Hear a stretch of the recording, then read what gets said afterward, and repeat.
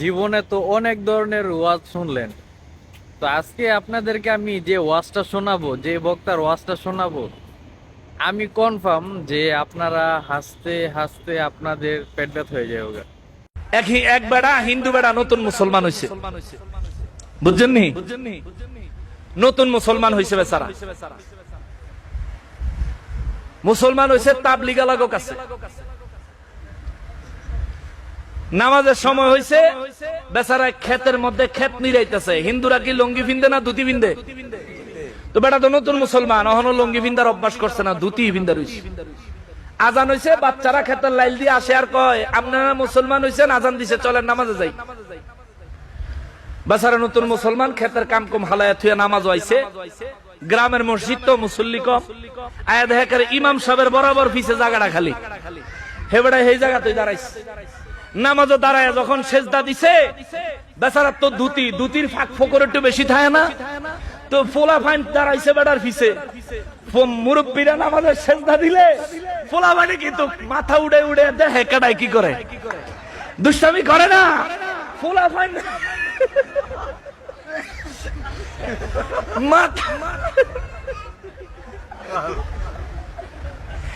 মাথা উড়ে দেখে এই নতুন মুসলমান বেচারা যে সেজদা দিছে, সেজদা দেওয়ানোর পরে তার ধুতির চিপা দিয়ে এই ফায়ের জায়গা বিভিন্ন জায়গা দেখা যায়।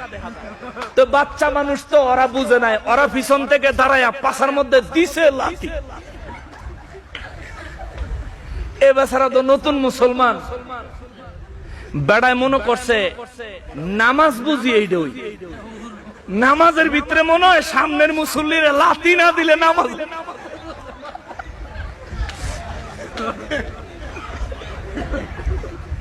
এবারে দাঁড়াইছে ইমাম সাহেবের পিছে, হে বেড়ায় ওইটাই ইমাম সাহেব।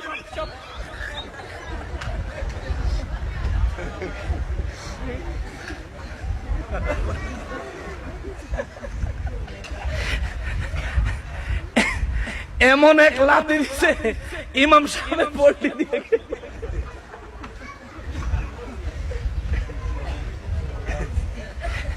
ইমাম সাহেব চিন্তা করতেছে, ওরে বাবা আল্লাহর গজব।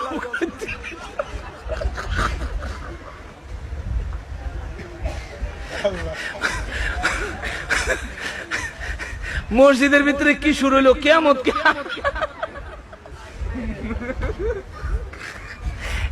কিয়ামত কি আয়া পড়লো নাকি? ঘটনা নাকি?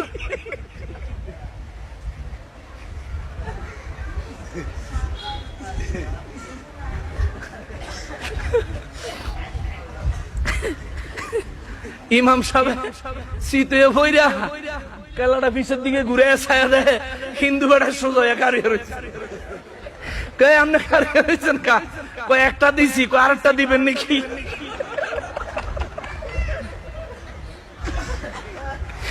ইমাম সাহেবের এ বেচারা কয় হুজুর এটা কি নামাজের ভিতরে নাই? কয় ধর্মী আপনি করছেন নাকি?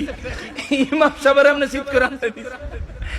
হুজুর পিছন দিয়া কাটা জানি আমার লাথি দিছে, আমি তো নতুন মুসলমান হয়েছি, আমি বুঝি নামাজও বুঝি লাথি দেওয়ান লাগে। দিয়ে বুঝতে আমার জীবনে আমি এরকম ওয়াজ শুনি নাই একটা বক্তার মুখে যে এই অবস্থা একটা এরকম হইতে পারে। হ্যাঁ।